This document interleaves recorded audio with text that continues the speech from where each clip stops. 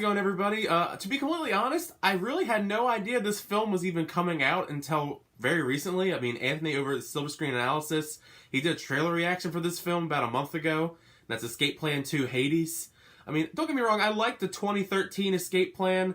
I like the whole novelty around, Sylvester Stallone and Arnold Schwarzenegger teaming up. But I never really thought, it needed a sequel at all. I mean, I guess that's maybe why it's straight to DVD, video on demand.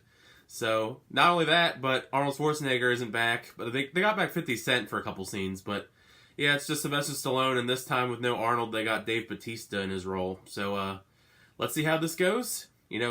For being a straight-to-DVD video on demand film. So, yeah, I thought Escape Plan 2 Hades was pretty awful. I mean, it's a pretty big step down from the first Escape Plan, which wasn't the greatest movie, but by comparison, the first Escape Plan was way better. I mean, it had way more interesting characters, way better action, way better acting, dialogue, everything.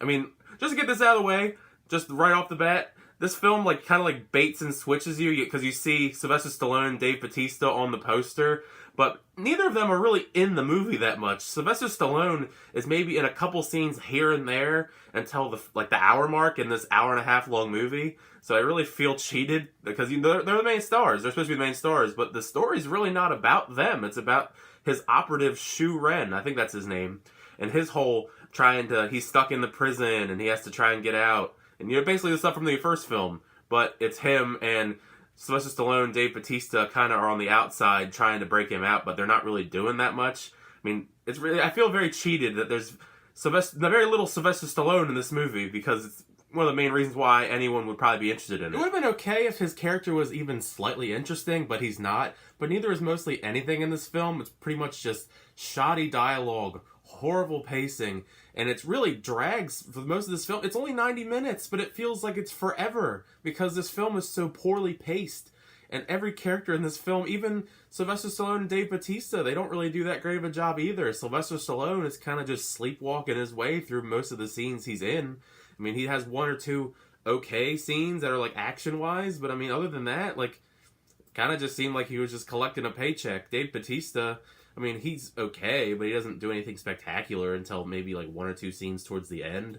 But I didn't really feel unless he's pretty much just there for name value now, because he's actually a pretty big star. Speaking of the action scenes, if you're a fan of jump cut, shaky cam style action, this is the film for you, because that is pretty much every single fight scene in this film. I really could have redeemed some of the flaws of this film if it had some good action, because I like action films. But you really can't tell what's going on in 99% of the fights that happen in this movie. They're just so much shaky cam and jump cuts. I don't understand why people think that's a good thing, a good technique to use. If I want to see action, I want to see action. And the shaky cam isn't even just strictly for the action scenes, because there's actually a couple scenes where the camera's just shaking around for the heck of it. The guy just didn't want to steady his camera, so he just... Not only that, but between all of the shaky cam fight scenes, you're blinded by these neon lights, these neon blues, neon greens. They're really freaking bright. And it almost gave me a headache just watching these fucking fight scenes with these neon lights in the background and all this crazy, horrible CGI. By the way, I don't know what the budget was for this film, but this film has probably a pretty low budget because the CGI in this is very definitely straight to DVD video on demand. It is very laughably bad.